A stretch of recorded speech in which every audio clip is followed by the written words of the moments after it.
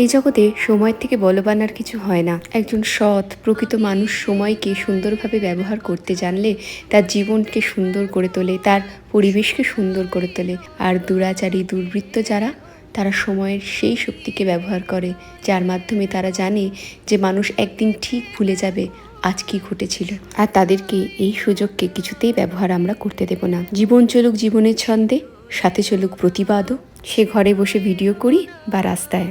গল্প করতে করতে ভুলে গেছিলাম, শাড়িটা আমাকে পাঠিয়েছে তৃষাস বুটিক্স থেকে। শাড়িটি হলো মলমলের, এত সুন্দর কি বলবো। আর তার সাথে যেই সুন্দর গয়নাটা পরছি, এটা আমাকে পাঠিয়েছে দীপা পাল। আর আমার এই গয়নার শাড়ি যাদের পছন্দ হবে তাদেরকে বলি এই ভিডিওটা ওদের দুজনের সাথেই কোলাপ আছে। ওদের দুজনের প্রোফাইল ভিজিট করে যদি পছন্দ হয় শাড়ি আর গয়না কিনে নিতে পারো। আর একটা কথা মাথায় রেখো, তিলোত্তমা কিন্তু এখনও বিচার পায়নি।